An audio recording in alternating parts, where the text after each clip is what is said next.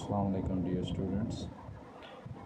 आज हम अपना लेक्चर स्टार्ट करेंगे और we will cover up some examples और हम देखेंगे कि मुख्तलिफ़ किस्म की इंस्ट्रक्शंस जो HTML के अंदर एग्जिस्ट कर रही हैं उनके हम मैनी तलाश करने की कोशिश करेंगे।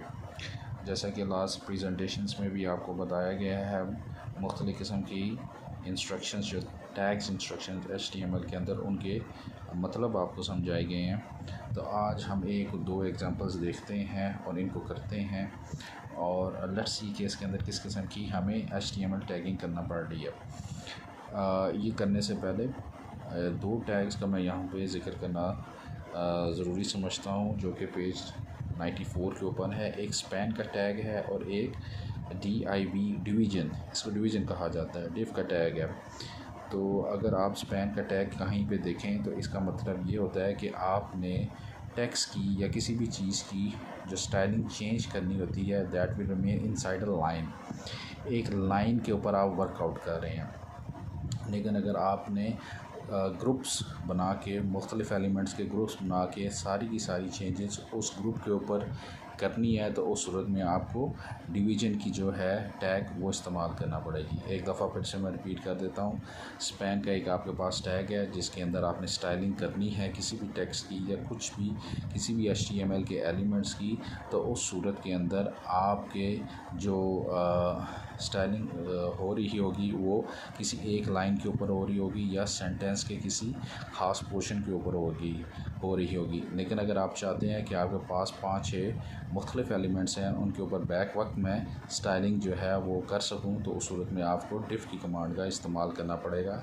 And diff stand for division. तो अगर हम इसको थोड़ा सा इसको समराइज़ करें तो स्पैन को हम कह सकते हैं कि इसका behaviour is inline styling और scripting with in a sentence, जबकि div stands for a division, behaviour is block wise grouping the elements in the section. एक ही सेक्शन के अंदर वो क्या करता है, ग्रुपिंग कर देगा एलिमेंट्स की, और उसके अंदर जो भी स्टाइलिंग डिफाइंड हुई होगी वो सारे के सारे एलिमेंट्स के ऊपर हो रही होगी। यही चीज़ आप देखिएगा पेज नंबर 95 के ऊपर जो आपके पास एग्जांपल है।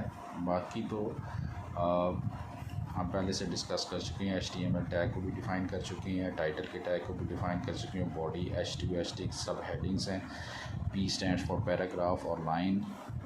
इसके अंदर देखिएगा स्पैन का टैग यूज़ हुआ है लाइन नंबर 7 और 8 के अंदर।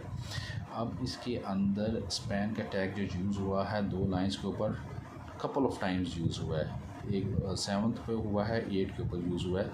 यानी हर वो एक लाइन जिसके ऊपर आपने कोई स्टाइलिंग डिफ़ाइन करनी है तो उसके लिए अलहदा स्पैन का टैग यूज़ किया जा रहा होता है। ग्रुपिंग नहीं आप कर सकते, जबकि इसी चीज़ को उसने 11th, 12th, 13 और 14 और 15 के अंदर उसको चेंज कर दिया। अब उसके पास इन लाइंस के अंदर देखिएगा एक पैराग्राफ का एलिमेंट है, एक H3 का एलिमेंट है, फिर पैराग्राफ का एलिमेंट है, और एक जगह पे उसने उसको सेंट्रलाइज भी किया, अलाइन सेंटर भी किया। उन सारे के सारे को उसने किसके अंदर कर लिया है, एक ही कमांड के अंदर कर लिया है या एक ही स्टाइल के अंदर कर दिया है, जिसका नाम है div style. Div style is equals to colour उसको ब्लू कर दिया है, और उसके अंदर ये सारी की सारी चीज़ें उसने डिफ़ाइन कर दिया। अब जितने भी एलिमेंट्स होंगे वो सारे के सारे उनका कलर क्या होगा, ब्लू हो जाएगा। और एक और कमांड, एक और टैग उसने डिफ़ाइन किया है EM के नाम से, दैट मीन एम्फेसिस।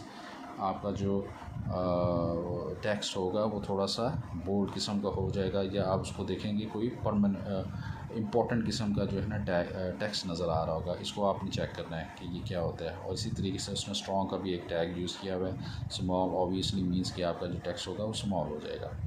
तो ये एग्जांपल आपने बनानी है।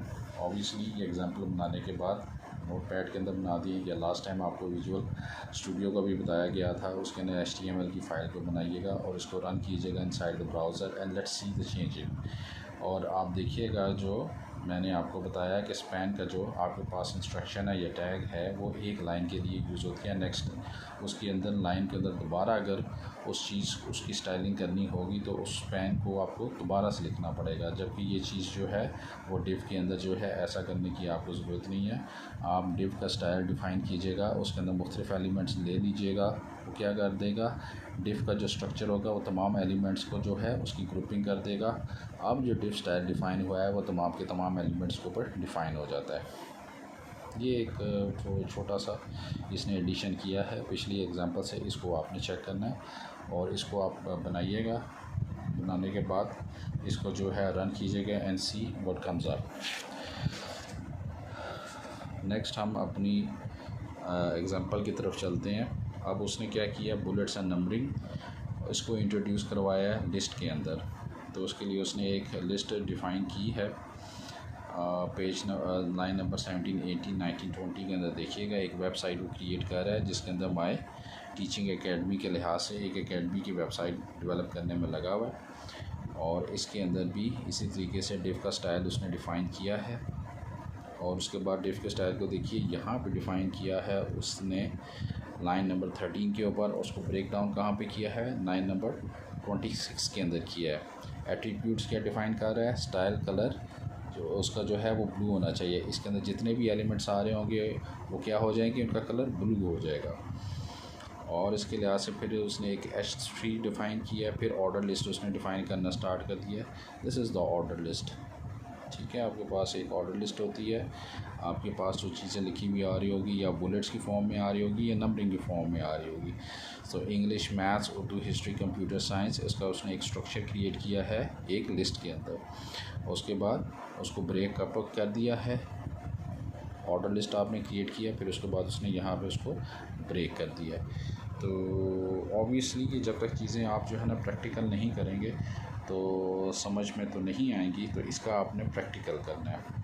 तो जब आप प्रैक्टिकल करेंगे तो फिर आपको मुख्तलिफ़ किस्म के क्वेश्चंस आपके आएंगे, then we will solve it.